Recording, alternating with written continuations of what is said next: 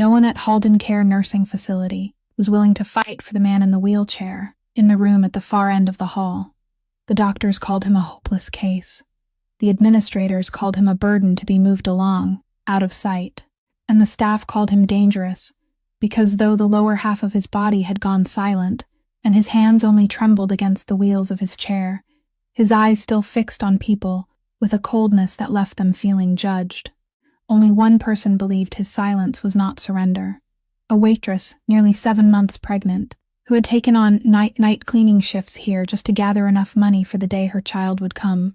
That night, she was pushing her cleaning cart past his door, at the very moment he forced out 2 broken syllables through lips that had nearly lost all feeling, 2 syllables that not a soul on the night shift could understand. She froze in the dim corridor, her hand still gripping the damp cloth, because she had heard those words before. A year earlier, on the night she had held on with all her strength to the life of a faceless stranger, on an emergency room table, a man she was never supposed to meet again, she stepped closer, leaned down to his ear, and softly she answered him with the exact 3 words that in all this world, only the 2 of them were ever meant to know. If this story touches your heart, leave a like, share it, and subscribe to our channel to walk alongside the stories still to come.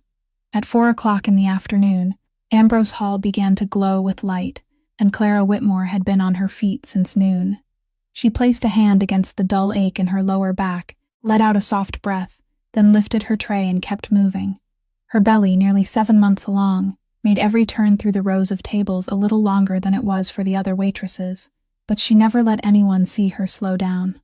In this place, slowing down meant being replaced.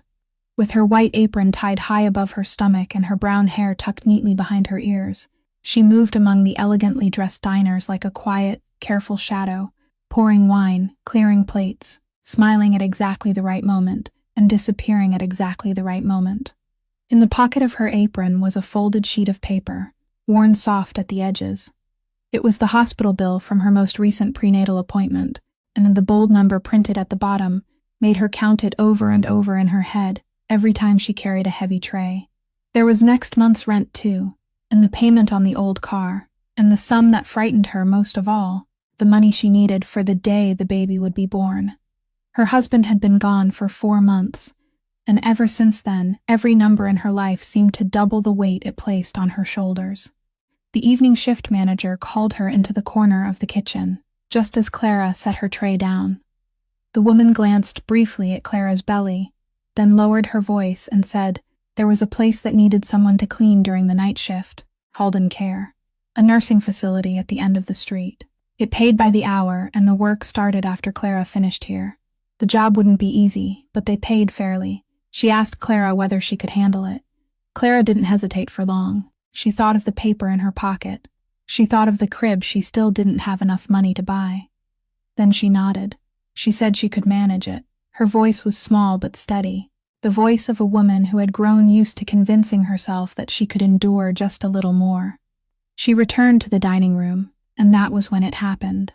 An older man seated at table number 9 suddenly shot to his feet, both hands clutching at his throat, his face turning a frightening shade of purplish red.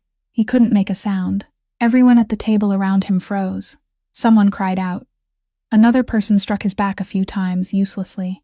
In the moment when everyone else was still panicking and staring at one another, Clara's body moved before her mind had time to think. She set down her tray, stepped behind him, wrapped her arms around the upper part of the man's abdomen, tightened her grip, and drove upward with one firm, decisive thrust, so clean in practice that no one watching had time to understand how skillful it was. Once, the piece of food flew out. The man dragged in a long breath, then began coughing violently and collapsed back into his chair, alive again. The whole restaurant applauded. But Clara had already stepped back. She bent down, picked up her tray, murmured a few words saying that he was all right now, that he should drink a little water, and withdrew toward the back as though she were the one who had just done something wrong. Her hand still held the memory of that movement, a memory that didn't belong to an ordinary waitress. The manager watched her go, her gaze lingering a little longer than usual, but she didn't ask anything. Clara didn't explain either. There are parts of a life people bury, not because they're ashamed, but because they hurt. When her shift ended close to 11 o'clock at night, she didn't go home. She pulled her thin coat tighter to cover her belly and stepped out onto the cold street of Chicago in late autumn, where the wind blowing in from the lake cut straight to the bone.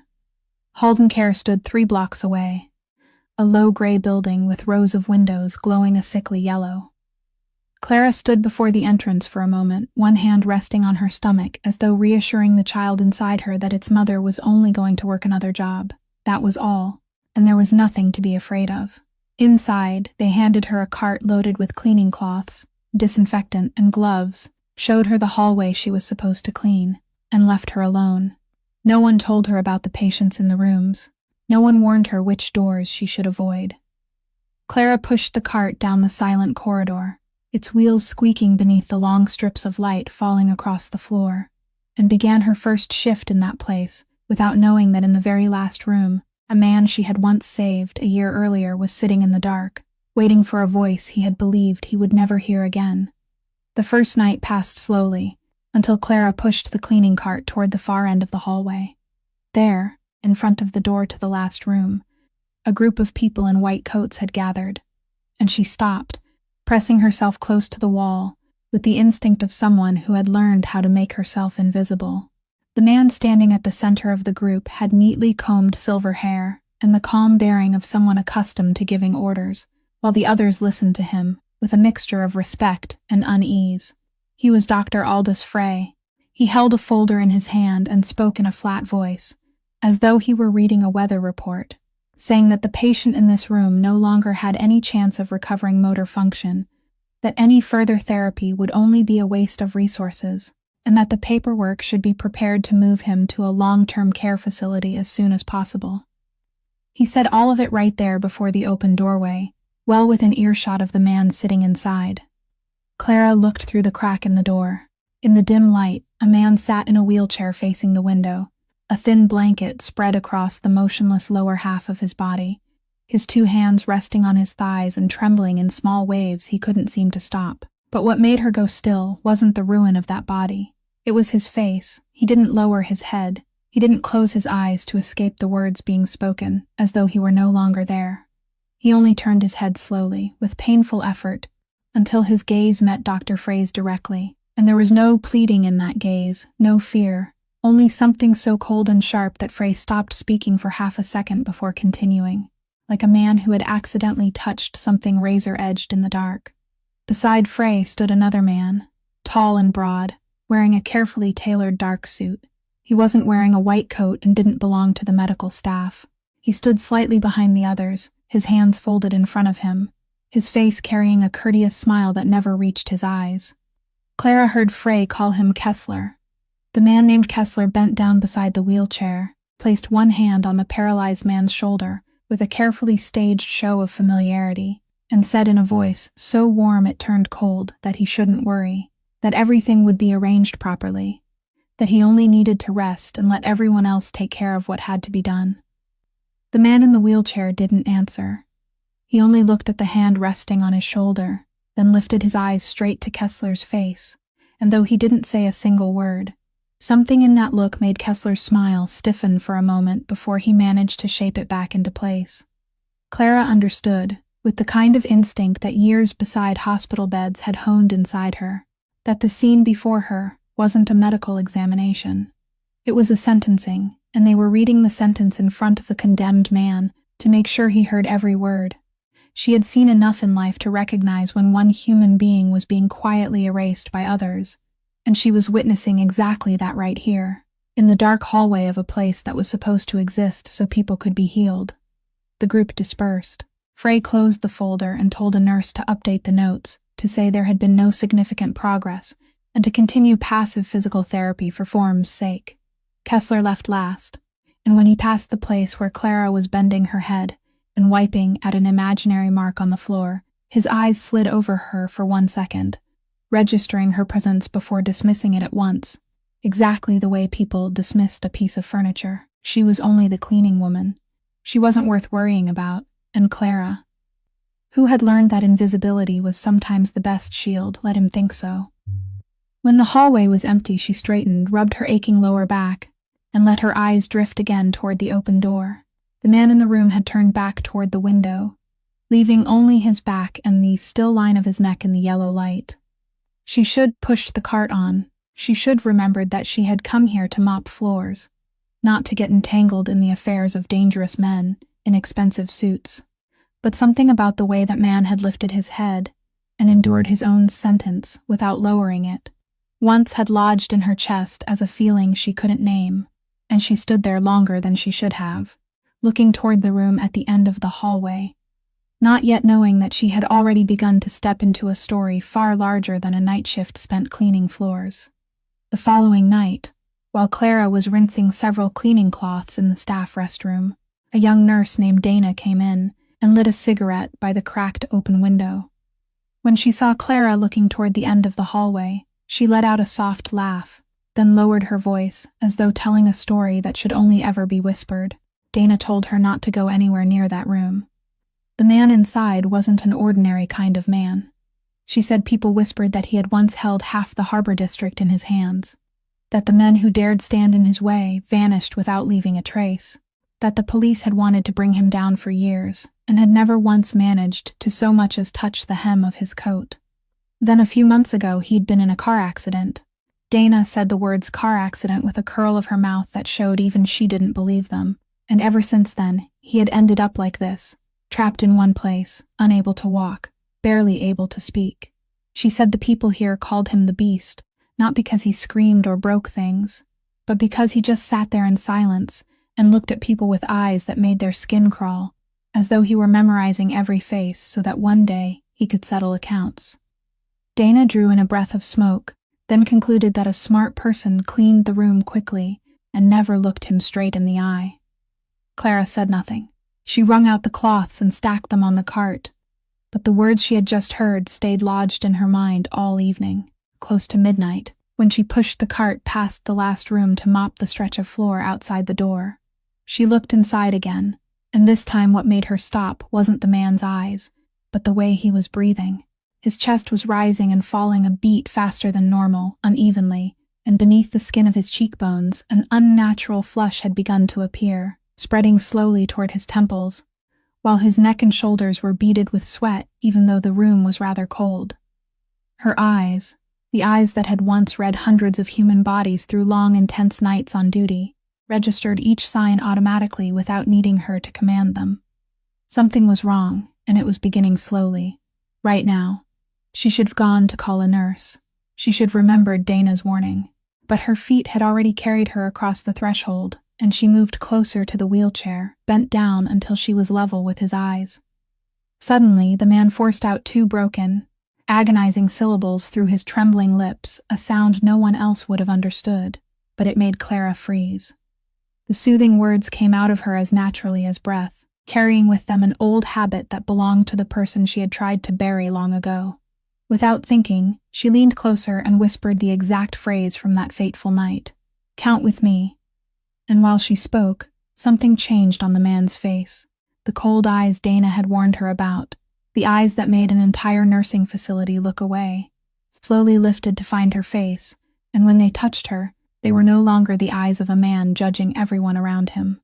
They widened in a way she couldn't understand, fastening on her with an intense and almost desperate attention, as though that voice had awakened something buried deep inside him, something he had believed was gone. His breathing slowed with her words. The flush on his cheekbones eased, and he kept looking at her with such fixed concentration that Clara grew flustered and had to turn her face away. That was when she heard shoes against the floor behind her. Kessler stood in the doorway. No one knew how long he had been there, one hand still resting on the doorknob, his eyes moving from the changed face of the man in the wheelchair to the cleaning girl bent beside him. And this time, his gaze didn't slide over her and dismiss her the way it had the night before. This time it stayed. He looked at her longer than anyone should look at a cleaning worker, like a man who had just noticed that a chess piece he had never bothered to consider was sitting in the wrong place on the board. Then he gave her that familiar courteous smile and asked, in a sweet voice, whether she was new here and what her name was. Clara straightened, pulled the cloth toward herself, and answered softly that she was only the night cleaning woman, that she had seen the room was untidy and come in to clean, and that she would like to continue her work. Kessler nodded, still smiling, but as she pushed the cart out of the room, she could feel his eyes clinging to her all the way down the hall, and she knew, with a coldness running along her spine, that the cloak of invisibility she had worn around herself for so long had just been seen through by someone. Once she was safely out of Kessler's sight and reached a hidden corner, the delayed shock finally hit her. Clara felt her whole body go weak, and she backed away from the wheelchair so quickly she nearly bumped into the cart behind her, both hands closing around her pregnant belly in a reflex of protection. She didn't dare look at the man's face for even one more second.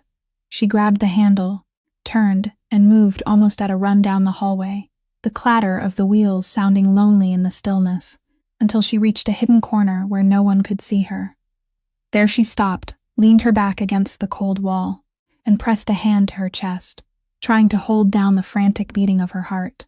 She had recognized him, and more frightening than that, he had recognized her. Not by her face, because that night he hadn't been conscious enough to remember a face, but by her voice, by that very low, steady voice she had just used by accident to calm him, the voice that had once been the only thread holding him on this side of life. That night came back to her not in order, only in sharp, glaring fragments rushing up all at once. A man being wheeled into the emergency room in the middle of the night, with no papers, no name. His shirt dark with blood, his blood pressure plunging without slowing. The co-workers around her shaking their heads. People saying he had lost too much blood. People saying to prepare to let him go. But she hadn't let go. She had climbed onto the stretcher and driven her whole weight down to press against the wound spurting blood, and when his eyes began to glaze over, she had bent close and told him not to disappear, told him to count with her, and then she counted backward, her voice cutting through the chaos of the machines, pulling him back one number at a time. He had lived, and he had never known who she was, until tonight. Clara stood in the corner of the hallway for a very long time, one hand still resting on her belly, and inside her mind was a struggle with no way out. She told herself this had nothing to do with her anymore, that the woman she had been 1 year ago had died along with the profession she had left behind, that the woman standing here now was only a waitress and a hired cleaner, a widow about to become a mother, with no authority, and not enough strength to get tangled in the affairs of people even the police couldn't touch. She thought of the child inside her, thought of how she would pay for the day it was born if she lost this job, thought of Kessler's eyes following her earlier, and of the cold feeling down her spine when the invisible cloak around her was seen through. Every argument in her head told her to turn away, to finish mopping the rest of the floor, to go home, and tomorrow to stay far away from the last room at the end of the hallway as if she had never stepped inside it. But reason was one thing, and the thing tightening inside her chest was another. Because she had seen his face change when he heard her voice. She had seen those eyes, the same eyes that terrified the entire nursing facility, suddenly open to something almost like a plea for help. And she understood very clearly, with the part of herself she had never been able to kill, no matter how hard she had tried, that the man in that room was being quietly pushed toward death, and he knew it. And after so many months sunk in silence, he had just found the only person in this building who might understand him. She closed her eyes, rested her head against the wall, and whispered to herself that she couldn't, that she mustn't, that this time she had to know when to stop. She repeated it over and over until even she no longer believed it. Then she opened her eyes, looked down at her hands, at the hands that still remembered the feeling of holding on to a life that was slipping away, and she understood that no matter how many times she told herself otherwise, tomorrow morning she would still return to that room. She had never truly been capable of walking away from someone who was drowning. It was both the most beautiful and the most dangerous thing about her. Just as she had known she would, the following night Clara pushed her cart back toward the end of the hallway, and she arrived just in time. The moment she came close to the door, she heard an unusual choked groan from inside, and when she looked in, she saw the man in the wheelchair with his head tipped back, his face flushed a fierce red that spread across his forehead and both cheekbones, while sweat poured heavily over his neck and shoulders, his 2 hands gripping the arms of the chair so tightly his knuckles had gone white. But what made Clara go cold all over was that the lower half of his body was completely dry, without a single drop of sweat, as though his body had been split into two halves belonging to two different worlds. And that sign, that strange boundary running across his chest, told her exactly what this was. This wasn't an ordinary panic attack. This was a dangerous nervous system reaction in someone with a spinal cord injury. Something that could drive blood pressure so high it could rupture a blood vessel in the brain within minutes if no one handled it. And from the way the two veins at his temples were swelling, she knew she didn't have much time. There was a nurse on duty standing right there in the room, holding a chart, and when Clara rushed in, the woman only shrugged and said he was having another spell of agitation. Leave him alone for a while, and it would pass on its own. Dr. Frey had said there was no need to do much with this case. Clara didn't waste words arguing. She placed 2 fingers against his neck to check his pulse, and the frantic, irregular pounding beneath her fingertips confirmed her fear. She turned sharply to the nurse and spoke in a voice she herself hadn't heard from herself in a long time, low, clear, without a trace of timidity left in it, telling her to raise the back of the chair at once and get his head as high as possible. The nurse froze, staring at the cleaning woman who had just given her an order, and before she could react, Clara had already pushed the back of the wheelchair upright herself, positioning him so that his head was elevated and his legs were lowered, the only position that could help bring down the blood that was surging upward toward his brain. Then she worked quickly and cleanly, her 2 hands moving with a certainty that made the nurse beside her fall silent. She loosened his collar, pulled the blanket away from his legs, and swept her eyes over his body, searching for the cause that had triggered this reaction, because she knew episodes like this always had a spark somewhere below the line of paralysis, something causing distress that he couldn't feel and couldn't say aloud.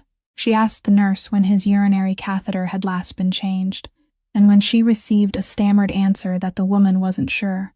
Perhaps during the morning shift, Clara understood. The tube was blocked, his bladder was distending, and his body had no way to signal it except by sending his blood pressure sky high. She handled the catheter with steady hands, cleared the blockage, and almost at once she felt the change beneath the fingers resting on his neck.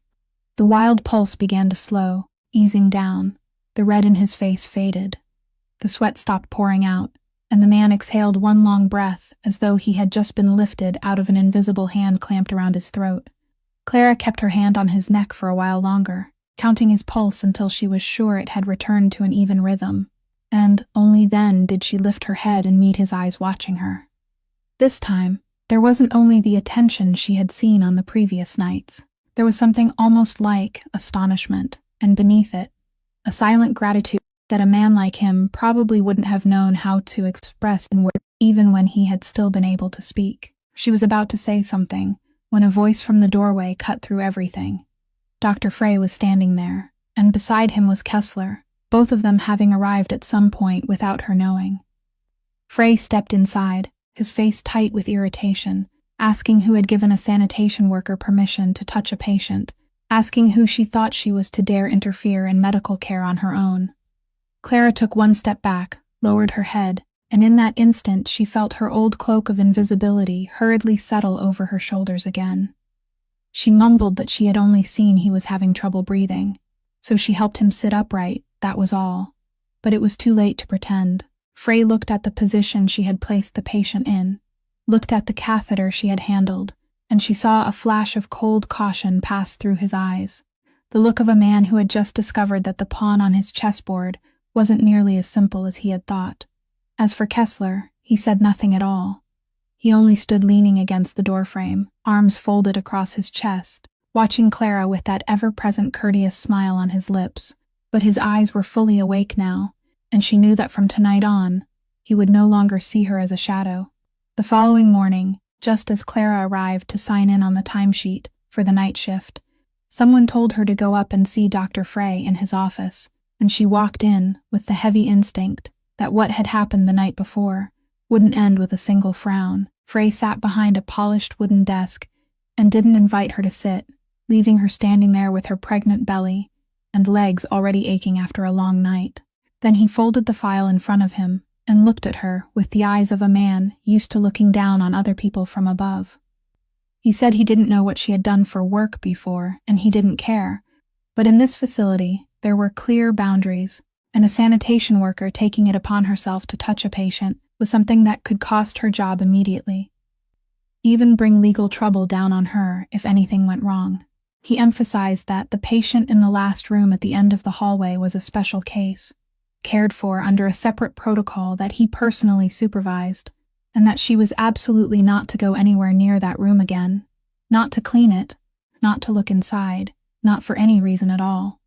Clara lowered her head and answered softly that she understood, that she was sorry, but even as those obedient words left her mouth, a part of her was quietly taking in the strange things inside the room. On Frey's desk, among the medical papers, she caught sight of a folder that didn't look anything like a patient chart, pages filled densely with numbers and lines of text, and she managed to skim a few words before he turned it face down. Words like ownership, asset portfolio, transfer. That wasn't the kind of thing a treating physician needed on his desk, and at that exact moment his phone began to vibrate. He glanced quickly at the screen, then turned the phone face down on the desk and told her, in a voice that had hardened, that this conversation was over, that she could go. He waited until she had stepped completely outside before picking up the phone, but through the door that hadn't fully closed, she still heard him lower his voice and say that it wasn't done yet, that they needed more time, and the only name she heard before the door shut was not a name she had expected. She stood in the hallway for a moment, her heart beating slow and heavy, and tucked that small piece away in a corner of her mind, without yet knowing what picture it belonged to. She knew she should obey.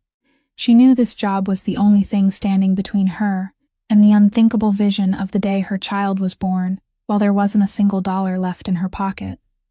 But that night, as she pushed her cart down the hallway, her feet slowed again in front of the last room, and although Frey's threat still rang in her ears, she glanced inside anyway, just once, only to make sure he was all right.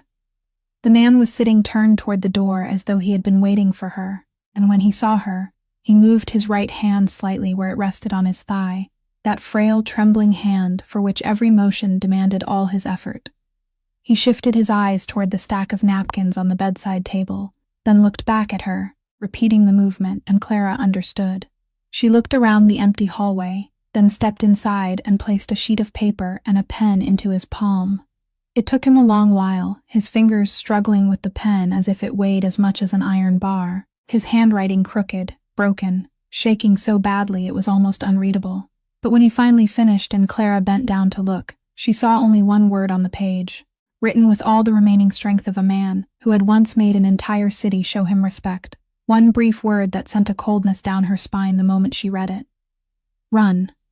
He had written the word run for her. He lifted his eyes to look at her, and in them there was no plea for himself, only a warning meant for her, urgent and grave, as though the thing he feared most now wasn't the death waiting for him, but that the woman carrying a living child inside her would be dragged down with him into the abyss he had already seen ahead. Clara straightened, the paper trembling faintly in her hand, and she looked at the man the whole building called the Beast, the man who had just used the little strength he had left not to beg for rescue, but to tell her to save herself, and she knew, in that very second, that she wasn't going to run anywhere. That trembling handwriting haunted Clara for 2 days, until one evening, as she was walking from Ambrose Hall to the nursing facility, an older man stepped out of the darkness beside the parking lot, and she startled backward, one hand closing over her belly, until he lifted both hands to show he meant her no harm. He was past 60, broad-shouldered, his close-cut hair already streaked with gray, wearing an old worn coat, and though his posture still held the steadiness of a man once accustomed to work that demanded strength, his eyes now carried a quiet sorrow. He introduced himself as Otto and said he had been watching her for the past few nights, that he knew she was the one who had saved his boss from the crisis the night before. Clara was about to deny it, about to say she was only the cleaning woman, but Otto shook his head and told her there was no need to hide it, because in that building, she was the only person left who truly wanted him to live. Otto told her, in the low voice of a man who had kept faith with another human being for almost his entire life, that he had once been Elias Thornbury's driver and bodyguard for many years, and that from the day his boss was struck down, nearly everyone who had once bowed their heads before him had slowly turned away, drifting toward the man who now held power, leaving only a few who still believed, and those few had been pushed out from every door. Otto said he had tried everything to visit him, but they kept him outside, giving every excuse they could find, and he knew very well it wasn't hospital policy but Kessler's order, because Kessler wanted his boss completely cut off from the outside world, so no one could hear what he wanted to say. Then he looked straight into Clara's eyes and told her what he truly needed, that he couldn't get inside, but she could, and that if she was willing, she should help him pass a message to Elias, just one short sentence, that the ones who remained were still waiting for orders, and that the southern route was still open. Clara hesitated. She understood that agreeing meant stepping one step deeper into the place she had told herself she had to stay away from. But she thought of the crooked word run on that piece of paper, and of the warning in that man's eyes, and then she nodded. That night, she slipped into his room while the hallway was empty, bent down as though adjusting his blanket, and softly spoke into his ear exactly the words Otto had given her. She saw something light inside Elias's eyes when he heard them, not joy but a cold, sharp calculation, the gaze of a man who, though his body had been nailed to a chair, was still moving pieces inside his mind at a speed his enemies couldn't imagine. He signaled for her to bring paper and pen, and this time he wrote more slowly, trying with all his strength to make the words clear enough. A short sentence asking her to carry a reply back to Otto. An instruction Clara read without fully understanding its meaning.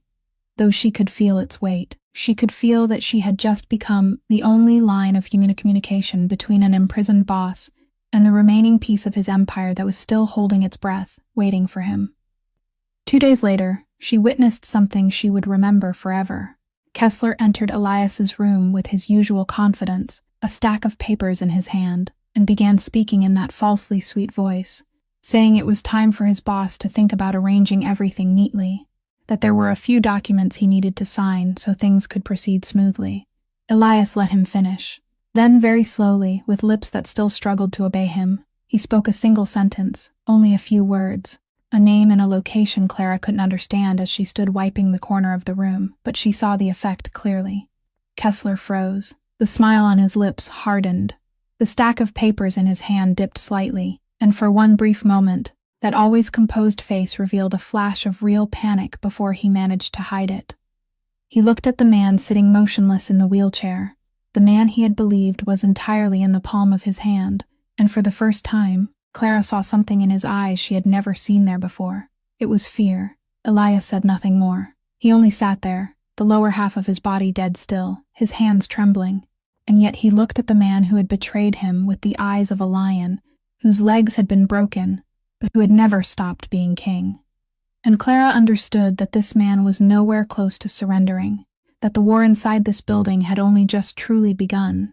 Not every face at Halden Care was as cold as Frey's or as false as Kessler's, and Clara came to realize that because of Beth Callahan, a dedicated nurse in her 40s who often covered late shift changes, with an easy smile, and the eyes of someone who had lived through many hardships, and somehow still kept her kindness. She often pressed a cup of hot coffee into Clara's hand during shift change, asked how many weeks along her pregnancy was, and reminded her not to lift the heavy buckets of disinfectant, but to ask someone else for help.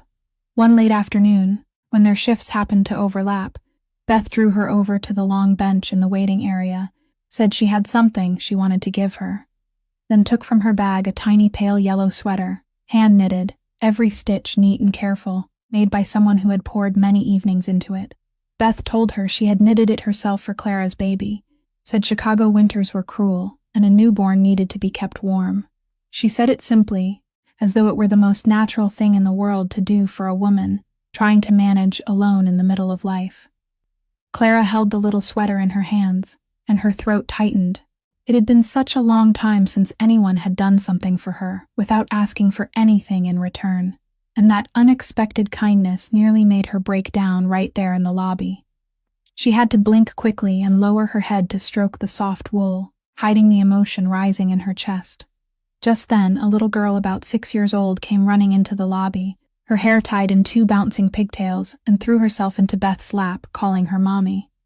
Beth introduced her as June, her daughter. When the little girl saw the sweater in Clara's hands, she cried out proudly that she had chosen that yellow herself, because yellow was like the sun, and when the baby wore it, The baby would always feel warm as if there were sunlight around. June asked Clara when the baby would be born, and whether she could come visit the baby, spilling out the questions in a clear, innocent voice that made both Clara and Beth laugh. And for one brief moment, the cold hallway of Halden Care seemed to grow warm with the laughter of a child.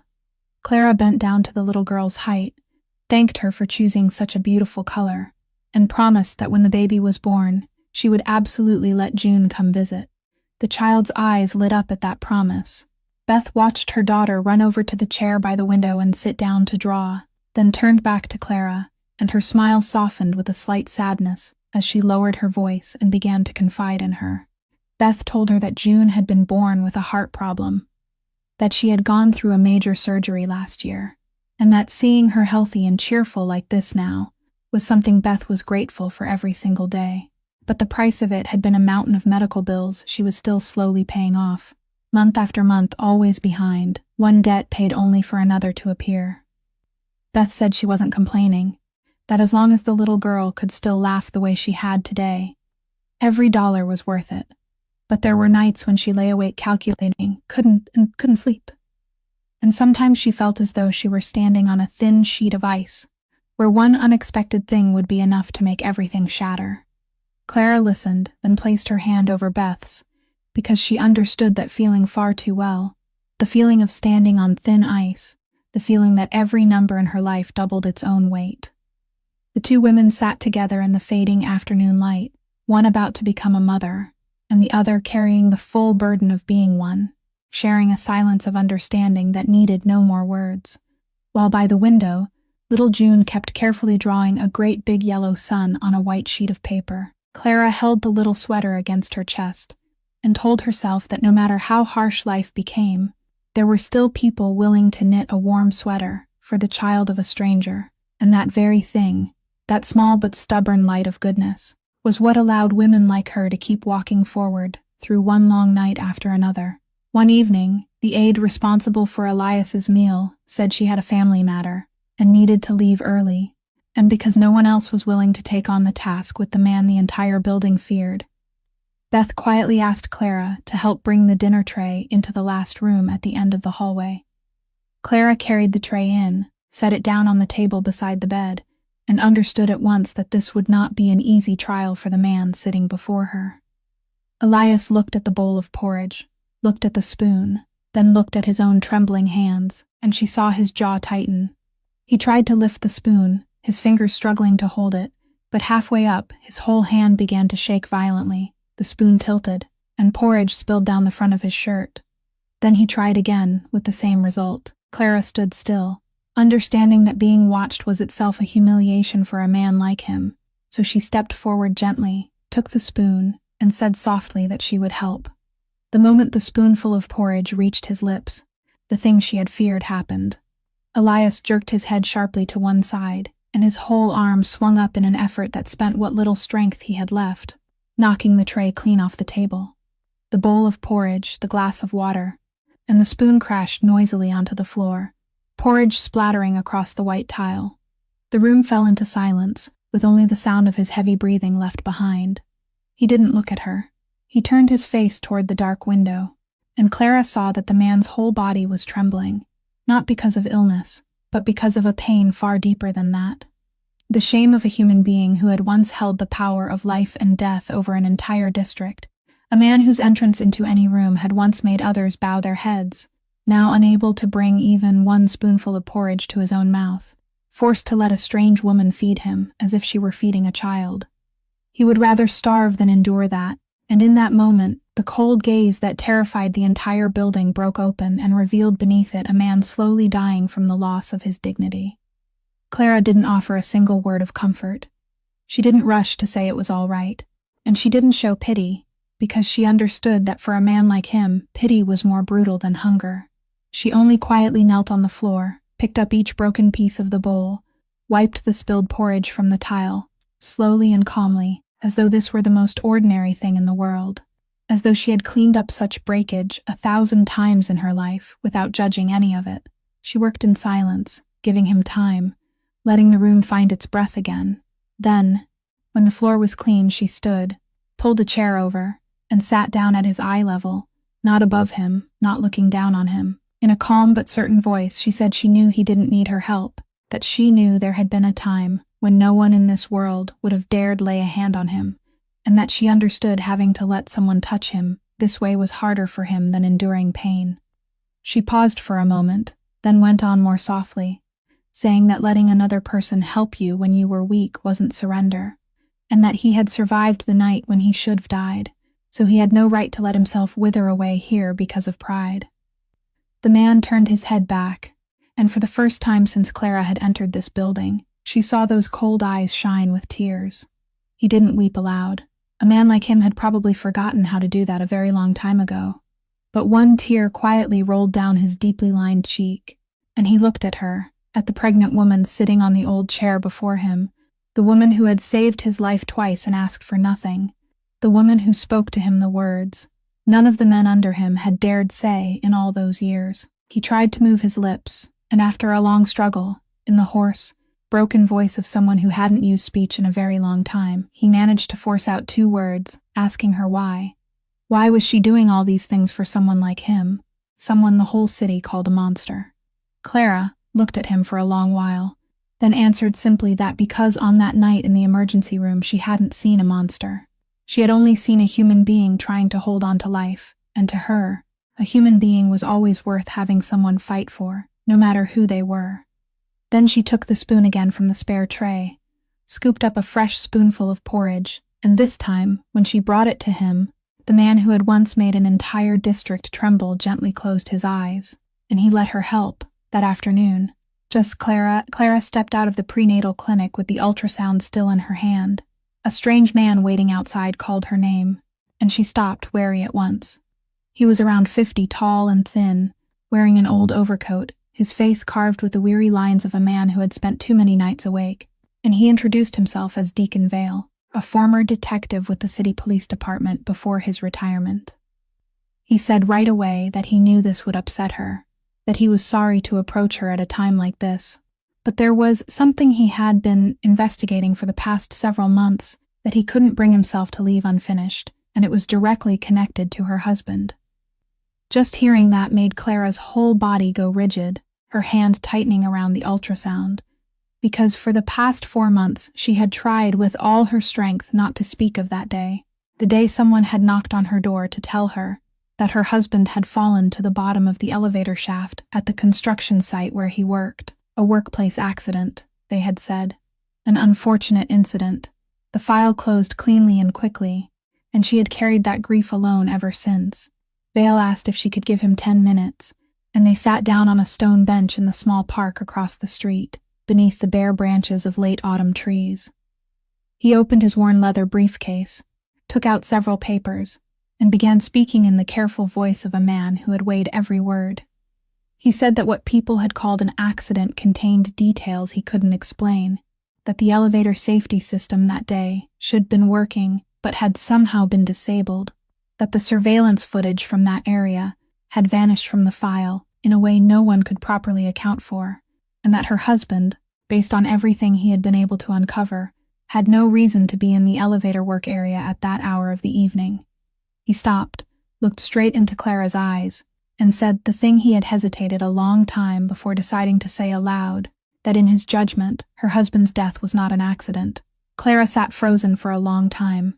The ultrasound in her hand trembled faintly, and she felt a coldness rise inside her chest, the same feeling she had spent the past 4 months trying to bury so deeply, because she hadn't dared let it surface, because she knew that once it did, she would no longer be able to live quietly with the story of an accident that had been handed to her. In a hoarse voice, she asked Vale why he was pursuing this, who had hired him, and Vale shook his head, saying no one had hired him at all, that this had been the last case he worked before being forced into retirement, and that they had pressured him to close it before he could find the truth. And for months now, the feeling that he had abandoned an innocent man had haunted him so badly he couldn't sit still. He said he was old, that he didn't have much left to lose, and that he only wanted, for once in his life, to carry the right thing through to the end. Vale stood, left her a piece of paper with his phone number on it, and told her that if she was willing to talk, if she remembered anything unusual in the days before her husband died, she should call him. But he also warned her to be extremely careful, because people capable of making a piece of footage disappear and closing an investigation file were not ordinary people.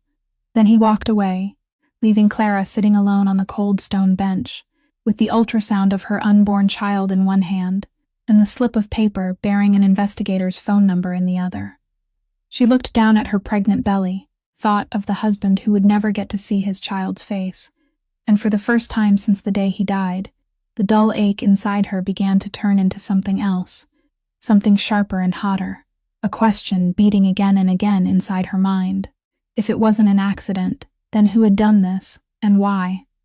She didn't yet know that the answer to that question was waiting for her in the very last room at the end of the hallway she entered every night, and that her fate, her husband's fate, and the fate of the man in the wheelchair had been bound tightly together by threads she still couldn't see. Clara called Vale the very next evening, and they agreed to meet at a small out-of-the-way cafe a few blocks from the nursing facility, where the yellow light and the noise of the regular customers were enough for the two of them to sit and talk without fearing anyone would pay attention. She told him what she had witnessed at Halden Care, about the man in the wheelchair in the last room at the end of the hallway, about who he was, and about the way people were quietly pushing him toward death under the cover of a treatment protocol. She told him about Kessler, about Frey, about every unusual detail her trained eyes had noticed, and as she spoke, she saw Vale's face gradually change. He set his coffee cup down, pulled an old notebook from his briefcase, flipped quickly through pages crowded with handwritten notes, then stopped at one page and slid it across the table for her to see. He pointed to a name circled many times in ink and said that while tracing her husband's death, he had discovered that the construction site where he died was managed by a real estate company, and that company, after many layers of hidden fronts, ultimately belonged to the assets of the very man sitting paralyzed in the last room, at the end of the hallway she had just mentioned. Clara went still, and Vale went on, saying that what had kept him awake wasn't that fact, but the name of the man who had been in charge of the site when it happened, the man who signed the order to shut down and seal the elevator area immediately after the accident, the man who had been there arranging everything neatly before the police even arrived. He tapped his finger on the name in the notebook, and Clara looked down, and the name appearing beneath the yellow light made her breath catch. It was Kessler. For a moment, the entire cafe seemed to recede from her, leaving only that name striking her eyes, and the scattered pieces she had been keeping all this time began to find their proper places, with a coldness that made her shiver.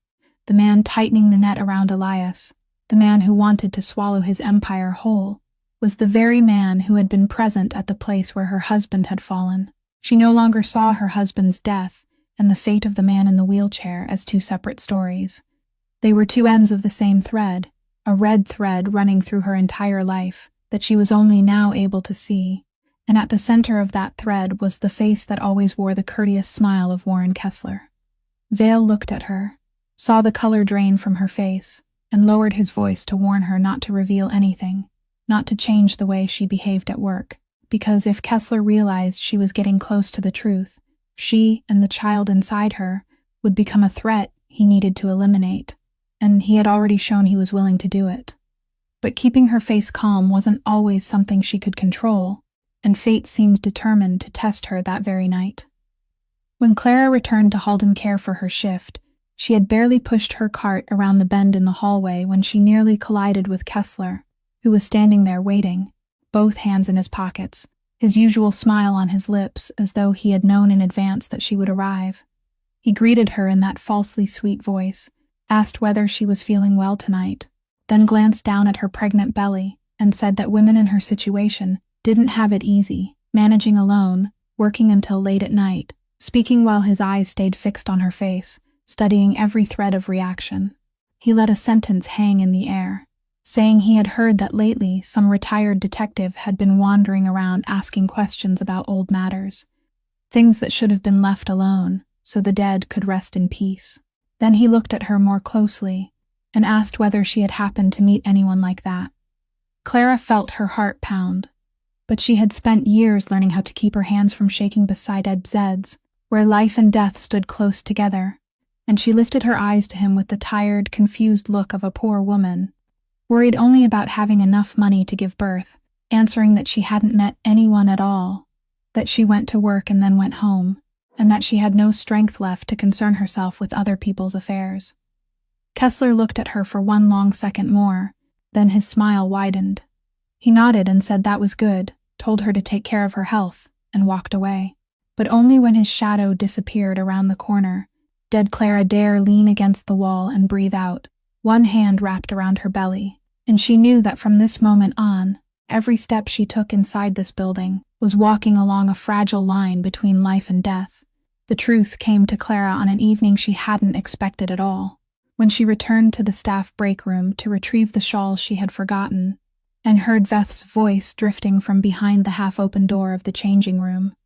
She was about to call out, but then she stopped, because Beth's voice now wasn't the warm voice she knew. It was trembling, pleading, speaking into the phone. Clara stood still, and every sentence, every word, slipped into her ears like needles. Beth was telling someone that she had done exactly as she had been asked, that she was still keeping an eye on the cleaning girl, that yes. Lately, Clara did seem to be lingering near the last room at the end of the hallway, and a few times she had seen Clara go outside to meet an older man. But she was begging the person on the other end not to make her do anything more, that she had only needed the money to finish paying the hospital bills, that she didn't want to be involved in hurting anyone. Then her voice caught, and Clara heard Beth say she was sorry, that she had no other choice, before hanging up. Clara pushed the door open and stepped inside, and Beth spun around, her face going white when she realized that the person who had just heard everything was Clara. For one long moment, neither of them said anything. There was only the ticking of the clock on the wall, and the two women standing face to face, with something newly broken between them that both of them knew could never be mended back to what it had been. Clara felt as though someone had just pulled away the last plank beneath her feet. Beth, the woman who had knitted a sweater for her child, the first person to treat her like a human being inside this cold building, the person she had begun to trust and see as a place of support, was the pair of eyes Kessler had planted to watch her. Clara asked Beth, her voice small but every word heavy, how long it had been, when Beth had started reporting her every movement to him. Beth burst into tears. She collapsed onto the long bench, covered her face with both hands, and the confession poured out between sobs.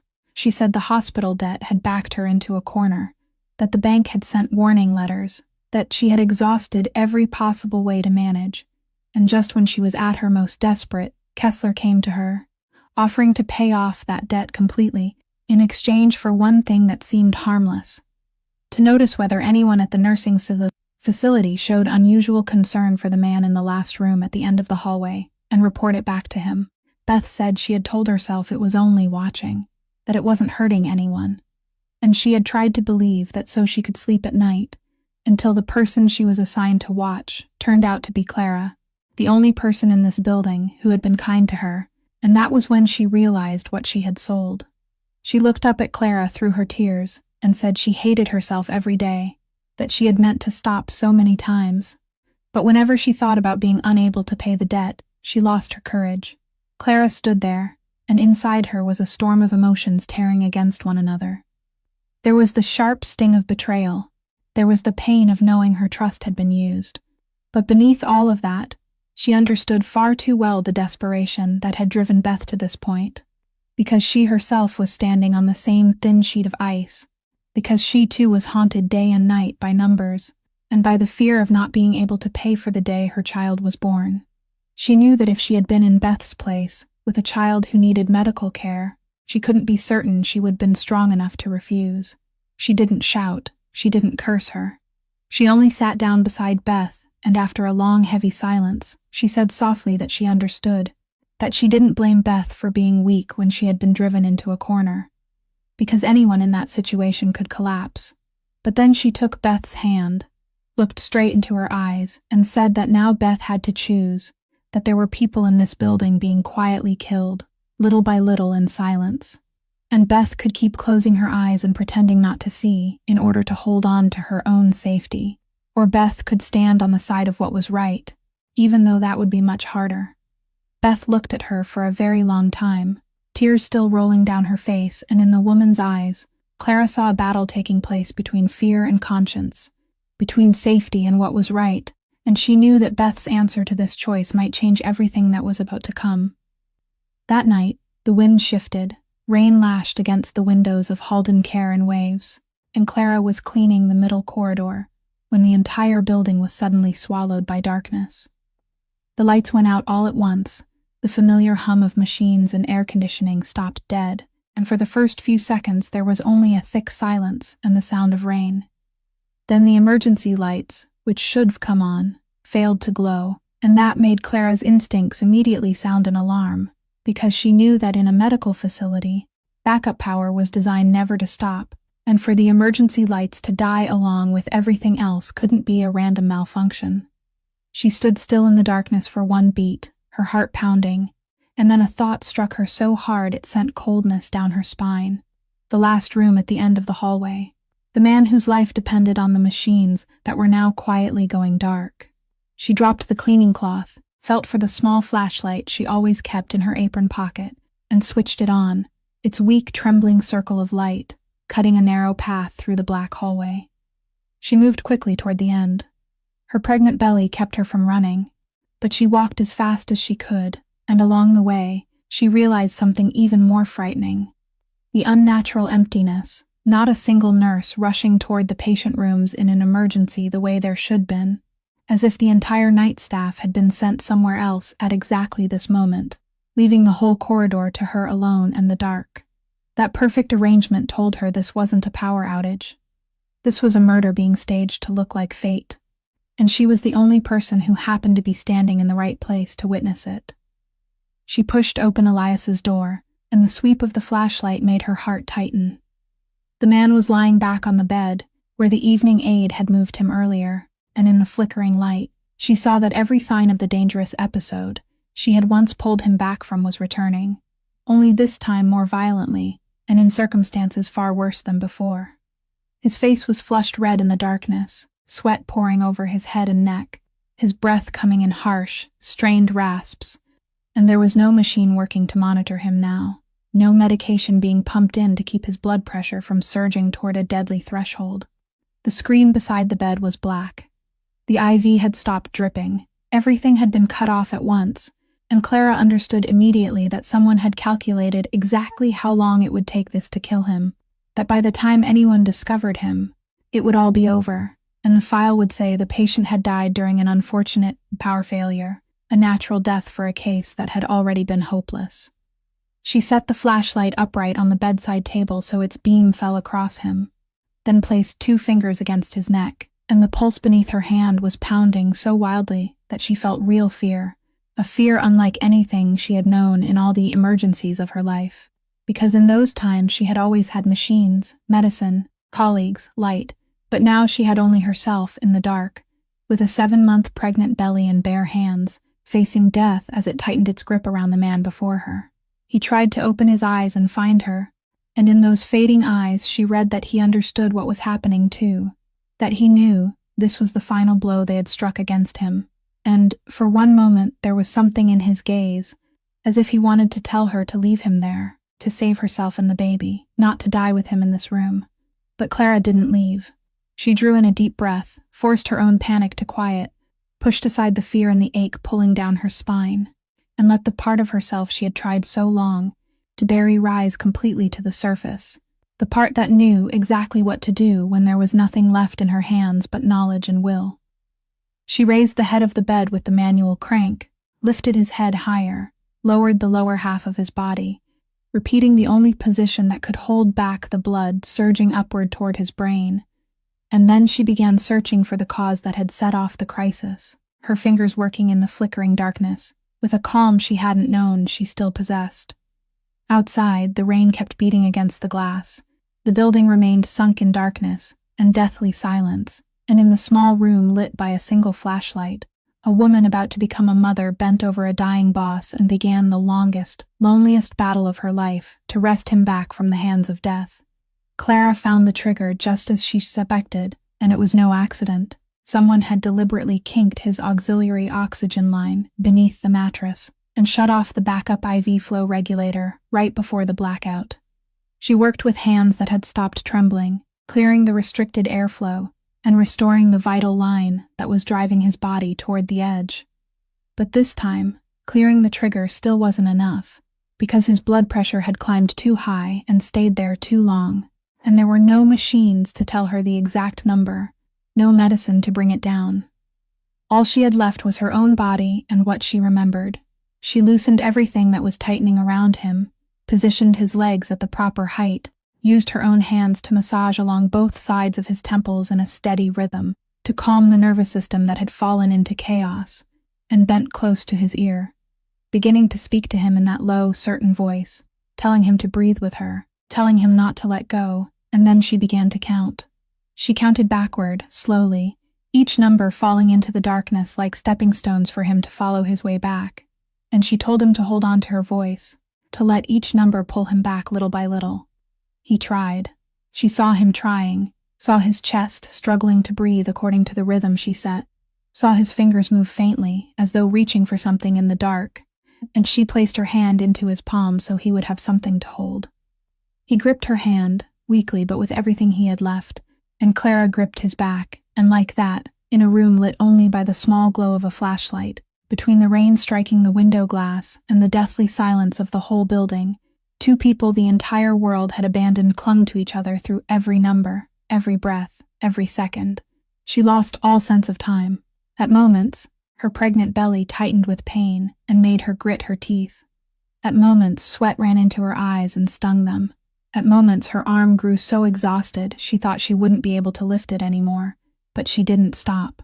She didn't allow herself to stop, because she knew the moment she let go would be the moment they won. The moment that staged death completed its purpose. Then, in the most desperate moment, when the door opened softly, Clara's heart seemed to stop because she thought Kessler had returned to finish the job. But the beam of another flash swept in, and the voice that rose was Beth's. The woman stepped inside, breathing hard, a bag clutched in her arms, and in that moment Clara understood that Beth had made her choice. Beth said in broken breaths that she had seen the entire night staff sent downstairs for a ridiculous reason, that she had known at once something was wrong, and that she had slipped up here. She set the bag down, took out a manual blood pressure kit she had grabbed in a hurry from the nurse's station cabinet, and the two women, one nurse and one who had once been a nurse, bent together over the man in the flickering flashlight glow. Beth wrapped the cuff around him, and the number she read made them both look at each other in fear. But it had begun to inch downward, slowly but truly, responding to everything Clara had done through that long, endless stretch of time. Beth stood guard at the door to watch, ready to raise the alarm, while Clara kept holding him to the rhythm, kept counting, kept pulling him back. No one knew how long it had been when the ceiling lights suddenly flared on again, and the whole building shuddered back to life with the sound of machines starting up all at once. The bedside monitor blinked, then numbers appeared across the screen. The IV began dripping again, and the steady beeping of the monitor sounded like the most beautiful music Clara had ever heard.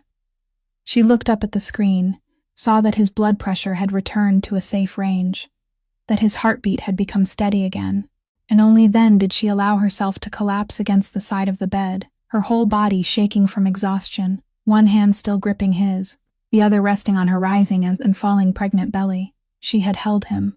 In the dark, alone, with nothing but her bare hands and a will that refused to let go, she had dragged him back from death's hands one more time. Elias opened his eyes.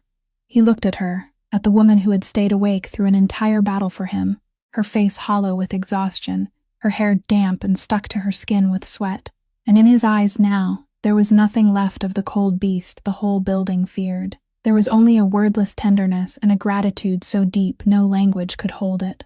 He tried to move the fingers still enclosed in her hand, squeezing faintly, and in a hoarse voice that sounded nearly broken apart, he rasped a few words, saying she shouldn't have stayed, that she should run. Clara lifted her head, her own eyes blurring too, and answered softly that she had already told him. She had never been capable of walking away from someone who was drowning, and now he had to live, not only for himself, but because there were too many questions only he could answer. Outside in the hallway, footsteps began to stir as the staff hurried back in panic, and Beth quickly cleaned away the traces, but inside that last room, among the machines that had just come back to life, 3 people who had just fought together against a carefully arranged death had quietly become allies, bound by a secret they would have to carry together from that night on. 2 days after the blackout, Vale called Clara and asked to meet her at their usual cafe, and when she arrived, she knew at once that something in him had changed, because his face no longer carried the cautious, searching look of their earlier meetings, but the heaviness of a man about to hand over something he had kept for far too long. He placed a yellowed envelope on the table, its edges worn soft, and told her in a low voice that while going back through the files, he had found this among her husband's personal effects. The belongings the construction site had turned over, but that had never reached her. It had been caught inside a folder of papers and forgotten. He said he had struggled for a long time over whether to give it to her, but he believed she had the right to know, and that perhaps the time had come. Clara took the envelope, and she recognized the handwriting immediately, her husband's handwriting, with her name written across the front, a letter he had written but had never gotten the chance to send. She didn't open it in the cafe. She couldn't. She carried it with her, keeping it in her pocket through her entire shift at the restaurant, her hand touching it again and again through the fabric. And it wasn't until late that night, after she crossed over to Halden Care and found a quiet moment in the empty changing room, that she sat down on the long bench, drew in a deep breath, and opened the letter beneath the light. His familiar handwriting appeared before her, and from the very first lines, tears rose in her eyes. He wrote that if she was reading these words, then something had probably happened to him, and he was sorry for keeping it from her. He wrote that he had accepted a job he couldn't tell her about, that a powerful man had quietly come to him and asked him to serve as his eyes and ears inside one of his construction projects, because he suspected someone beneath him was stealing, doing crooked business, and betraying him, and her husband was one of the few people he still believed he could trust. He wrote that he had agreed because the money was enough to give her and their unborn child a decent beginning, because all he had wanted was to give the 2 of them a better life. Then the voice of the letter grew more urgent, as though he had written it in haste and fear. He wrote that he had discovered something big enough to make the other man kill to silence him, that he had gathered evidence and hidden it somewhere safe, and that if anything happened to him, she should believe that he had tried to do the right thing. The final lines of the letter made Clara collapse completely, both hands covering her face, the tears she had held back for 4 months breaking loose now, with no way to stop them. He wrote that he loved her, that he loved the child he hadn't gotten to meet, and that he was sorry he couldn't be there to watch that child grow up. She sat there in the silent changing room, holding the letter to her chest, crying for the husband who had died, carrying a secret meant to protect her, crying for the child who would never hear its father's voice, crying for everything she had lost, without even being allowed to know why, not until tonight. And when her sobs finally quieted, a cold truth rose clearly in her mind, fitting the final piece into the picture she had been following for so long. The powerful man who had placed her husband inside as his eyes and ears, the man whose secret her husband had died trying to protect, was no one else but Elias Thornberry. The man in the wheelchair in the last room at the end of the hallway, the man she had twice wrestled back from the hands of death. The man her husband had investigated and been killed by was Kessler, the same man now tightening the net around Elias. All of them, she, her husband Elias, were pieces on the same chessboard, all victims of the same man, and fate had bound them together with threads she could only now see in full. Clara wiped her tears, folded the letter carefully, and pressed it against her chest, and inside her, amid the deepest pain she had just lived through, something hardened into resolve. Elias, even if not directly, still owed her a life, owed her child a father, and she understood that this fight was no longer only about saving an abandoned patient. It had become her own fight for her husband, for her child, and for the truth he had traded his life to protect. The following night, Clara entered Elias's room with her husband's letter pressed inside her coat pocket, and a burning question in her heart that she knew she couldn't carry for even one more day. She closed the door behind her, stood silently for a while beside his bed, then took out the letter, placed it on the blanket covering his legs, and asked him directly, her voice trembling but not turning away, whether he had known a worker the man she had married, whether he had been the one who planted her husband inside the construction site to serve as his eyes and ears. She saw Elias's reaction before he could speak a single word, saw his eyes close for a moment, as though an old wound had just been touched, and that alone answered her. He knew. He had recognized her the exact moment she whispered those 3 words, realizing she was not only the nurse who had saved him a year ago, but also the wife of the man who had died because of him. Elias opened his eyes, and he didn't try to evade her. In that hoarse, labored voice, with every sound demanding effort, he admitted that yes, he had gone to her husband, that he had needed someone on the inside whom the traitors wouldn't suspect, an ordinary, honest man, someone with no ties to his world, and her husband had been that kind of man. He said he had promised to protect him, had believed he was powerful enough to shelter one human life, but he had been wrong. He had underestimated the man he was hunting, and by the time Kessler discovered the truth, it was already too late. He stopped, his breathing heavy, then went on to say something Clara had never imagined she would hear from a man like him, that on the night he was betrayed and collapsed, he had no idea the nameless nurse who saved him on the emergency table was the very wife her husband had spoken of to him with such pride, and that when he recognized her in this building, that truth had tormented him every day even more than the paralysis of his body. Clara stood there, and inside her, 2 opposite currents of feeling rose and tore against each other. One part of her wanted to pour all her anger onto this man, wanted to ask whether he understood that he had taken a father from her child, that because of his misplaced trust and his war for power, she had become a widow before she had even had the chance to become a mother. But another part of her, the part that had sat beside him through long nights, that had seen his humiliation when he couldn't feed himself even one spoonful of porridge, that had held his hand and pulled him back from death, couldn't bring herself to call the man before her an enemy. Her voice catching, she asked him what she was supposed to do with him, whether she should hate him or pity him, because she no longer knew how to tell the difference between the two. And Elias, perhaps for the first time in his life, didn't give the answer of a powerful man. He only looked at her, his eyes, the same eyes that had once made an entire city tremble, now brimming with tears, and said he wasn't asking her to forgive him, because he knew there were debts that could never be repaid.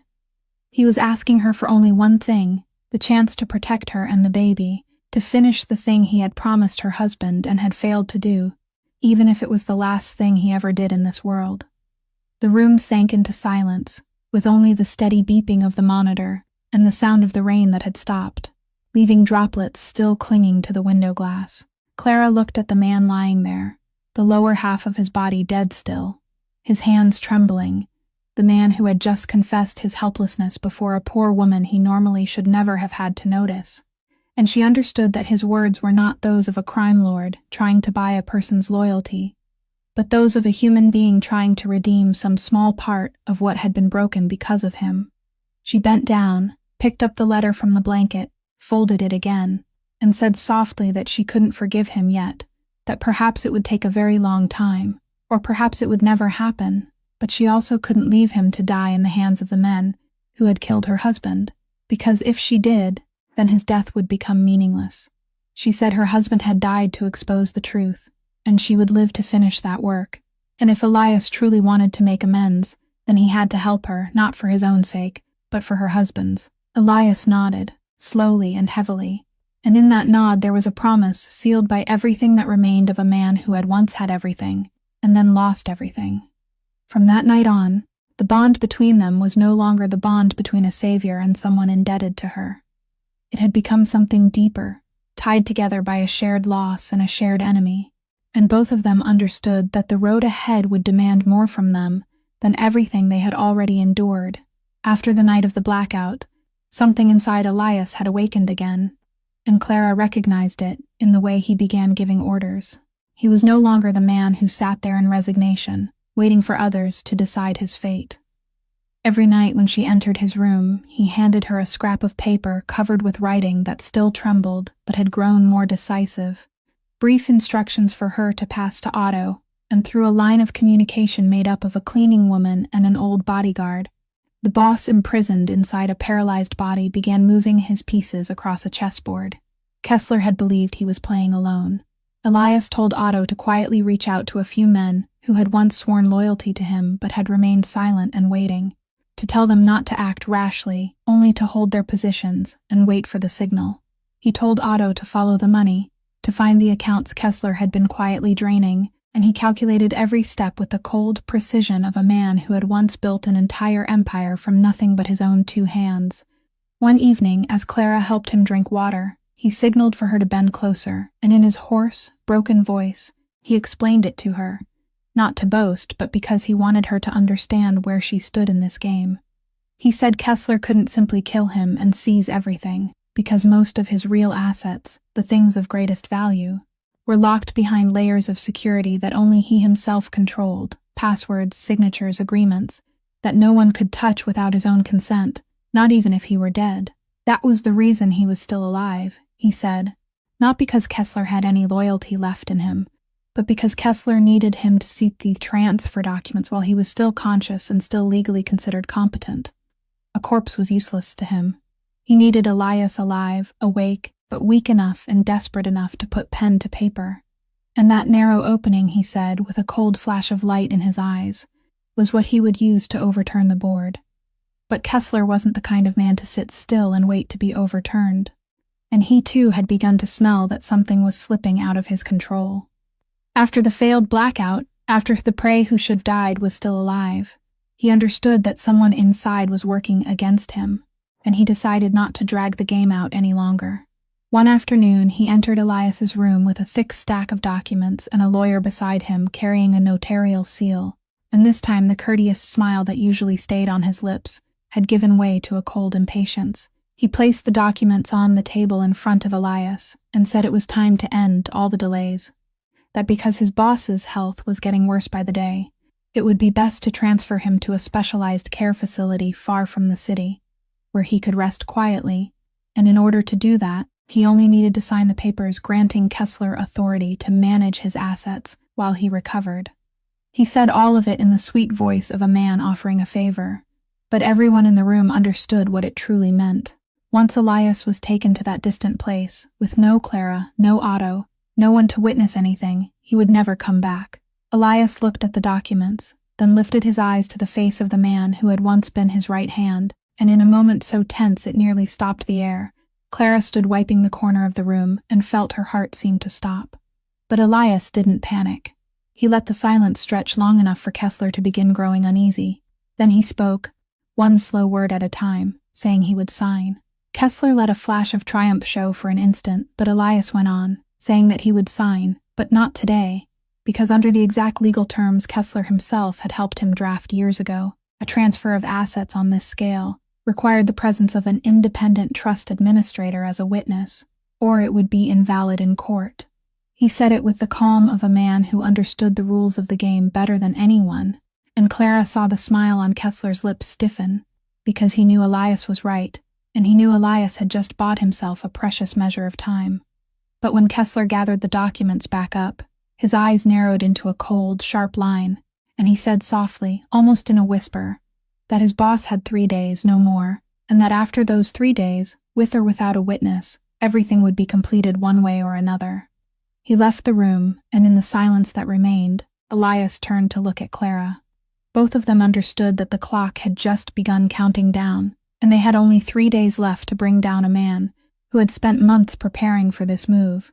3 days, and Clara knew they couldn't waste even 1 hour. So that very night she called Vale, and they met in his old car parked out of sight in the alley behind the nursing facility, where Vale had spread across the back seat an entire file of documents he had gathered over the past several months. He told her that he had followed the money Kessler used to bribe people, and there was one thing he still couldn't make sense of, one thing that had troubled him from the beginning. Those payments didn't come from Kessler's accounts. They passed through a string of shell companies, but when he patiently peeled back each layer, all of them led back to the same point of origin, and the name behind that origin wasn't Kessler.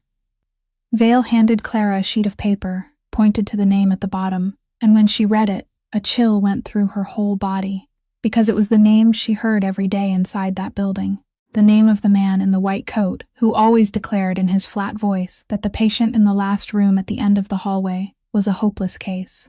Aldous Frey, and in that very instant, all the scattered pieces Clara had unknowingly picked up, over so many days, suddenly found their rightful places.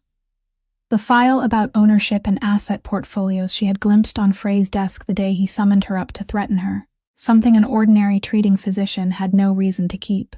The phone call he had hurriedly turned face down, before lowering his voice to say it wasn't finished yet, that they needed more time. The way he was always the one to declare that Elias was beyond recovery, always the one signing the medical notes stating there had been no progress, always the one blocking every chance for Elias to be assessed again. All this time, Clara had been certain Frey was only a puppet Kessler had paid to look the other way, a cowardly accomplice who had been bought, but the truth was the complete opposite. Kessler hadn't hired Frey. Frey was the one who had been standing behind all of it from the start. Vale pieced the whole picture together for her in the heavy, low voice of a man who had just seen through a conspiracy far deeper than he had imagined. He said Frey had knowledge, status, and the respectable cover of a doctor no one would think to suspect, but beneath that cover was a man who hungered for Elias's vast fortune and was patient enough to weave a perfect trap. Frey was the one who had understood that if he wanted to swallow Elias's empire whole, he couldn't rely on simple violence. He had to make Elias appear incompetent. He had to confine him inside a medical facility under the name of treatment, and he had to find someone within Elias's own ranks who was greedy enough to betray him. That person was Kessler. Frey and Kessler weren't master and servant. They were two equal conspirators, each holding half of the puzzle. Kessler had power and a network inside Elias's organization, while Frey had the white coat and the medical facility where a person could be made to disappear while everything still looked legal. They needed each other, and they had joined hands to divide the empire they had brought down together. Clara sat silently in the car, her breath fogging the cold glass, and she felt the weight on her shoulders double. All this time, she had thought she only had one enemy to face, Kessler, a man she could at least read, at least anticipate. Now she understood that the more dangerous enemy was the man she faced every day, the man with full authority inside the building, the man who could issue any medical order for Elias and go unquestioned, the man who could decide who lived and who died with a single signed page. She thought of the 3 days Kessler had just given them, and she realized that deadline hadn't been set by Kessler alone, but was the result of coordination between two men who had calculated every possible move. Vale gripped her shoulder and reminded her that they were now up against something twice as dangerous, that one small mistake could make her, the baby, Elias, and even Vale himself pay the price, and that if they wanted to bring both of these men down, they needed evidence, the evidence her husband had died to protect, and had hidden somewhere safe. Clara looked out into the darkness beyond the glass, one hand resting on her belly, and inside her, fear and resolve braided together into a feeling she had never known before. Because she understood that to protect her unborn child, and finish what her husband had left undone, she would have to step into direct confrontation with two men, each of whom had the power to crush her, and she had only 3 days to find the thing that could save them all. On the second night of those 3 fateful days, Clara left her shift at Ambrose Hall later than usual, and when she went down into the underground parking garage beneath the building to get her old car, she sensed at once that something was wrong. The neon lights overhead flickered weakly. The garage was almost empty, with only a few scattered cars left behind, and the sound of her footsteps echoed across the concrete in a hollow, lonely way. She walked faster, one hand supporting her belly, her keys already gripped in her hand, but just as she came near her car, a figure stepped out from behind a pillar, and before she could react, she recognized the face. Kessler. He stood between her and the car, both hands in his pockets, his usual courteous smile completely gone, replaced by a deadly coldness, and beside him stood a large, powerfully built man, silent as a shadow. Kessler said in an even voice that he had been patient with her long enough, that he knew exactly who she was, knew she wasn't an ordinary cleaning woman, knew she had been secretly communicating with the old retired detective, and with the remnants still loyal to Elias. He told her he also knew she was the one who had ruined the night when everything should have ended cleanly. Clara stood still, her heart pounding, but she forced herself not to reveal her fear, because she understood that with a man like Kessler, the panic of prey would only make him more confident. She asked him what he wanted, her voice holding an astonishing calm, and Kessler gave a cold laugh, saying he wanted to use her.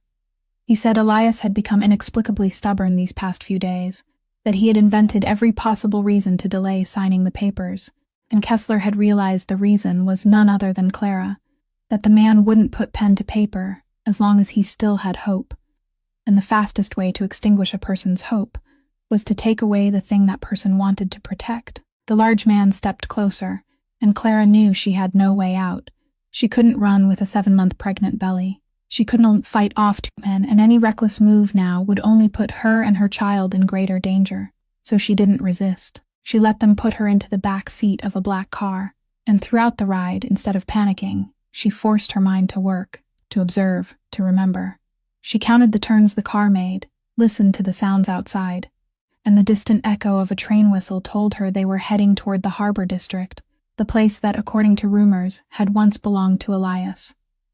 She placed a hand on her belly, felt the child stir faintly, and whispered in her mind that Mommy would get the baby out of here, that the baby should stay calm with her. And it was the very mission of staying calm for her child that kept her from collapsing beneath her fear. They took her into an old abandoned warehouse by the harbor, damp and dark, and seated her on a chair beneath the only light. Kessler called someone, and through that call, Clara understood that he was telling Frey the bargaining chip was now in his hands, that now they would use her to force Elias to sign. She understood that she had very little time, but she also understood something Kessler may have forgotten, that as long as they still needed her as a hostage to pressure Elias, they wouldn't dare harm her, because a dead hostage had no bargaining value. Her life and her child's life had now become the very card keeping her safe, and she had to stretch that value as long as possible while waiting for an opening. So she began buying time in the only way she knew. She let her breathing grow quick, brought a hand to her belly, and gave a soft groan. She performed the signs of pregnancy distress convincingly enough, using the very medical knowledge she understood better than anyone. In a broken voice, she said she was showing signs of early labor, that if they kept her under this kind of stress, the baby could be in danger. And she saw the large man glance at Kessler in confusion, because even the cruelest men hesitated at the thought of taking responsibility for the death of a pregnant woman and a child, something that would turn the matter from a quiet arrangement into an uncontrollable storm. Kessler watched her suspiciously, but she described the symptoms with such precision that he couldn't be sure, and that hesitation was exactly what she needed. She asked for a cup of water, asked to lie down, each request stretching out 1 more minute, and while outwardly she appeared to be a weak, frightened pregnant woman in distress, inside, her eyes never stopped scanning the warehouse, memorizing the location of every door, every exit, and silently waiting for the moment she firmly believed would come, the moment when Elias and the others would not leave her behind, while Clara was buying time in the dark warehouse by the harbor, in the last room at the end of the hallway at Halden Care. Elias received the news that she had been taken through a phone call Kessler deliberately let him hear, his voice sweetly announcing that the hostage was waiting for his boss's signature. But instead of breaking down the way Kessler had calculated, something inside that paralyzed man hardened into steel. He didn't panic. He didn't beg. He only silently signaled to Otto, the man he had secretly arranged to keep watch nearby for the past several days, precisely in case this situation came, and an entire plan he had quietly spread into place began to move. Because Elias had predicted that when driven to the end of the road, Kessler would use a hostage, and he had prepared for that move days before, just as he had prepared for every other move throughout his life. What neither Kessler nor Frey knew was that during the weeks Clara had patiently helped him practice every night, Elias's hands had recovered far more than he had allowed anyone to see. He had deliberately hidden that progress, continuing to play the part of an almost helpless man in front of his enemies, keeping it as his final card, and now it was time to use it. When Kessler's 2 men were sent to his room to escort him away to sign the papers, they pushed his wheelchair out into the large lobby of the building, and it was there, under the bright lights in the middle of the lobby, that Elias did something that left everyone stunned. He placed both hands on the rims of the wheels himself, and with a strength no one believed he possessed, he held the chair still. Then he slowly pushed it around until he was facing the 2 men fully, lifted his head, and looked straight at them with the cold, razor-sharp eyes of the man who had once ruled this entire territory. That gaze, that authority they had thought had died with his legs, suddenly came alive again in full in that moment, and the two men, though tall and strong, instinctively faltered, as if the memory of the man they had once feared had risen up and stopped them in their tracks. That brief hesitation was all Elias needed. His hand, the hand he had quietly trained back into obedience bit by bit, slipped down beside the wheelchair, where Otto had secretly installed an emergency alarm button connected directly to the line Vale had arranged, and he pressed it. At once, the building's alarm screamed through the air, red emergency lights flashed across the hallways, and the entire nursing facility woke into chaos.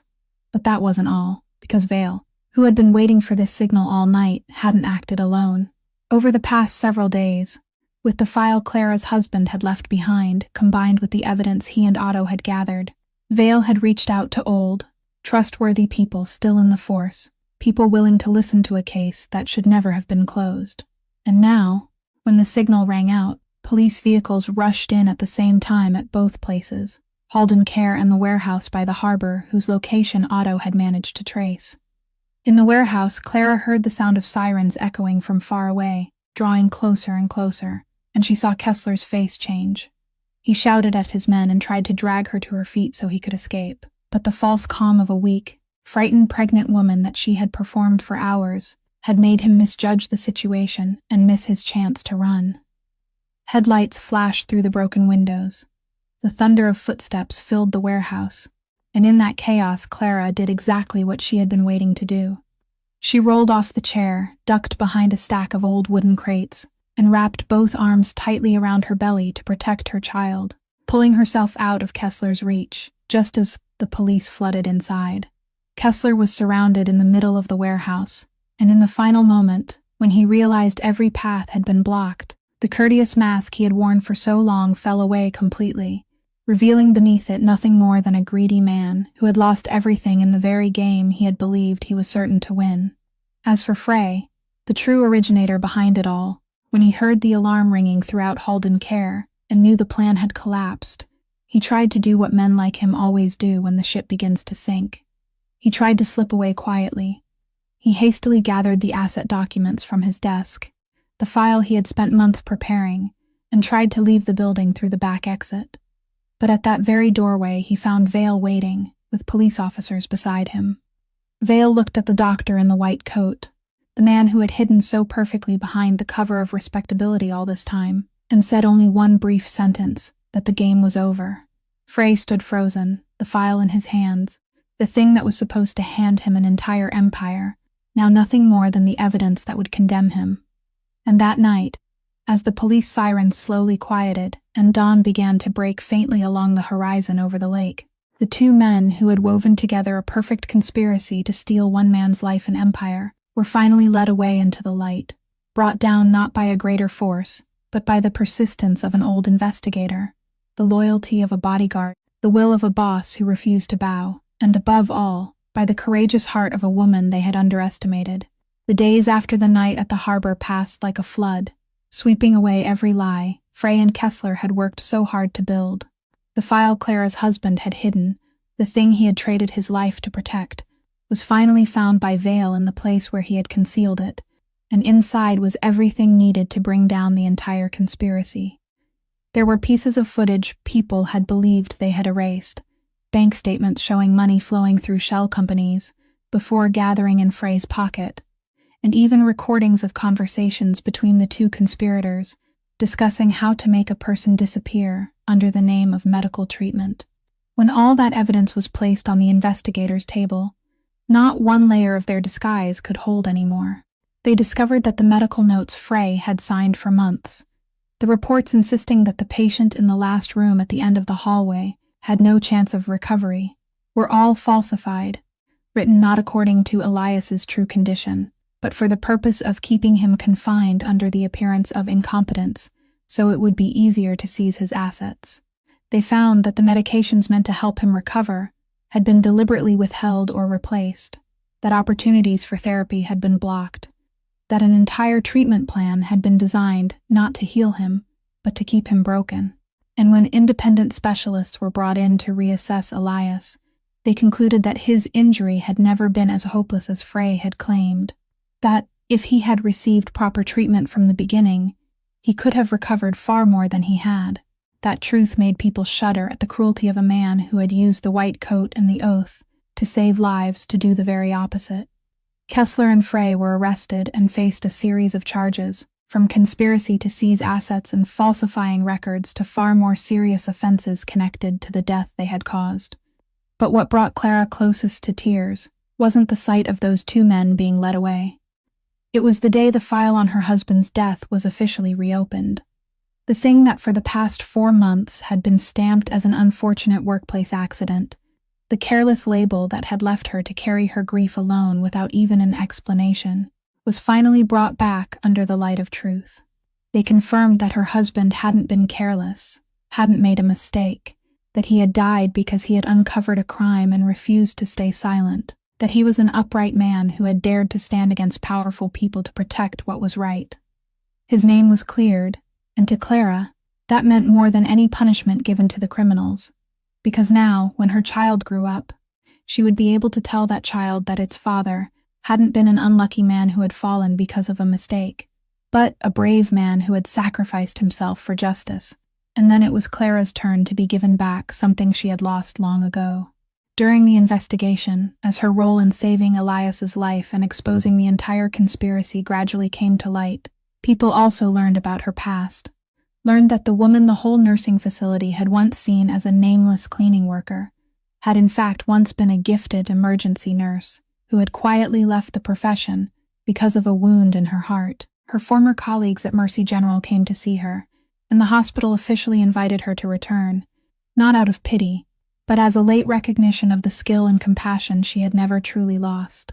Clara sat in her small apartment, one hand resting on her belly, her husband's letter lying on the table beside her, and for the first time in a very long while, she felt the burden that had pressed on her shoulders all this time being lifted away. The storm had passed. Those who had committed the crimes had paid the price. The innocent had been cleared, and the woman who had once believed she no longer had the right to touch another person's life now stood before the door of a new beginning.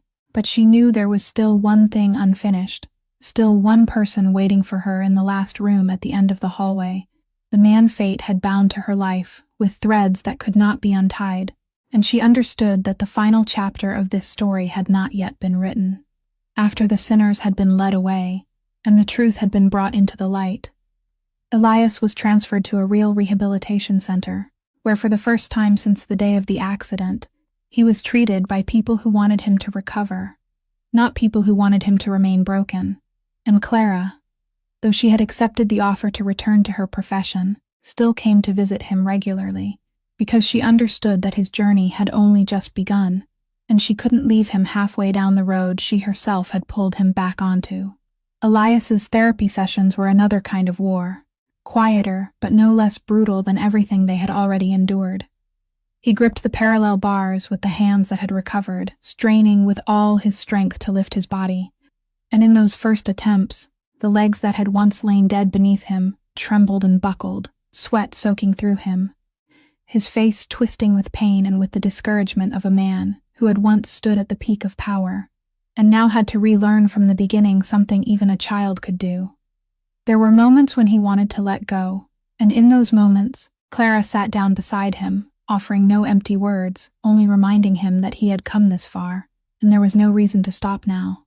Then, one winter afternoon, as pale sunlight spilled through the tall windows of the therapy room, Elias released the parallel bars, braced himself on a cane, and he walked. The first step was slow and trembling, his whole body swaying as though he might fall, but he held himself up, then he took a second step, and a third, each one a victory wrested back from fate. Each one the strongest answer to everyone who had ever called him hopeless.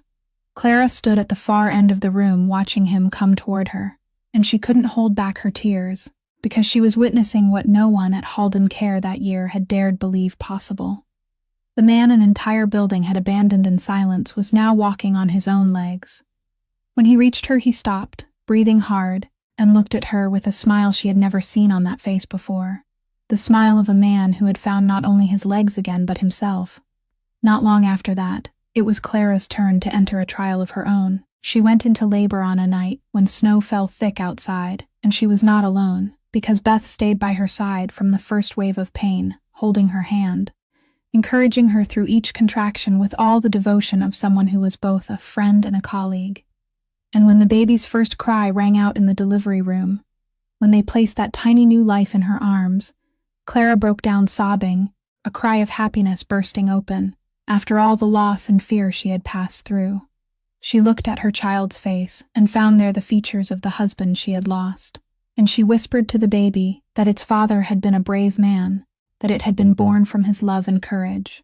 A few days later, after she had come home, Beth brought June to visit, and the little girl tiptoed close to the cradle, her round eyes staring at the sleeping baby, wearing the yellow sweater whose color she herself had chosen. Then June looked up and proudly declared that she had said so. Yellow was like the sun, so the baby would always feel warm. The small room filled with laughter. And in that moment, among people who had once walked together through darkness, new life rose like a promise that all suffering would one day make room for light. Elias came to visit Clara and the baby when the child was a few weeks old.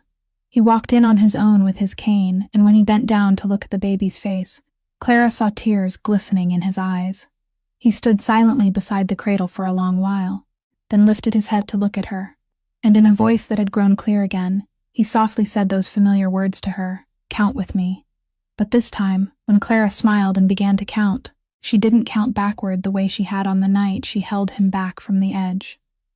This time she counted forward, beginning with 1, then 2, then 3. Each number no longer a thread pulling someone away from death, but the first steps toward what lay ahead, toward a new life opening for all of them. The man who had once been abandoned by the whole world, and the woman who had once believed she had lost everything, stood together beside the cradle of a newborn life, counting toward the future. And in that small, warm room in the middle of a white winter, 3 generations of a family not joined by blood, but bound by things far stronger than blood, finally found the peaceful place each of them had once believed they would never have. 1 year after the fateful night at Halden Care, Elias Thornbury had become a different man, not because he was able to walk again on his own legs, but because the way he understood power and the value of a human life had changed at the root.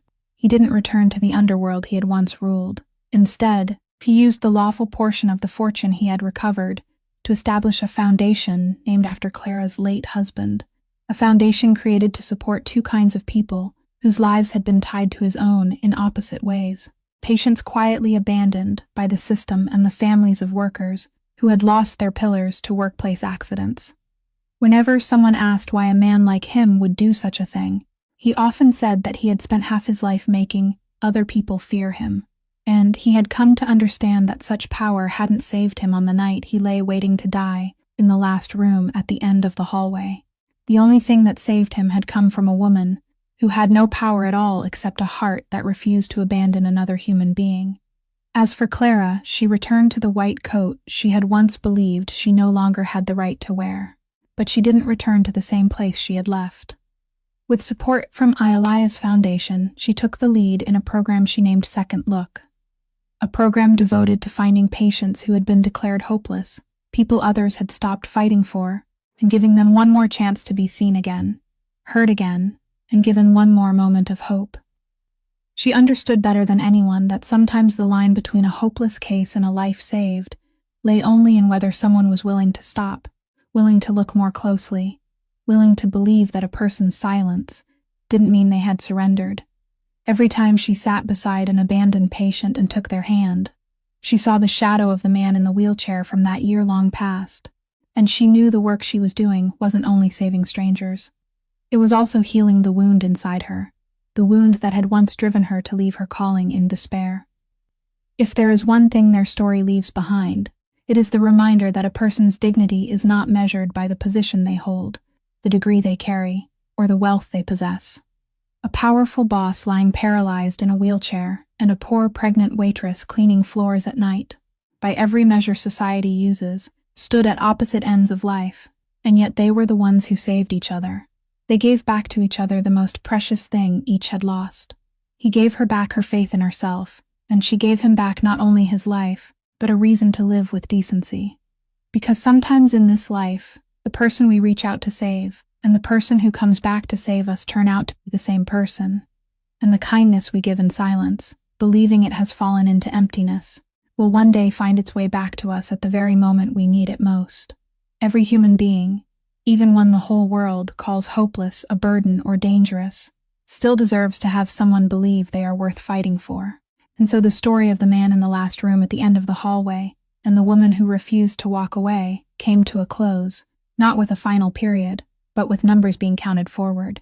Because for them, everything had truly only just begun. If this story has touched your heart, please subscribe to our channel, like and share, so you can listen to many more meaningful stories every day. We would truly love to know how you felt about today's story, what moved you the most, so please leave a few lines in the comments to share the feelings deep inside your heart, because every word you send is a precious source of encouragement for us. Thank you for taking the time to listen all the way to the very last lines. May you, the person watching this video, always have abundant health, a joyful life, and peace and safety in every passing day. Goodbye, and we hope to see you again in the next stories.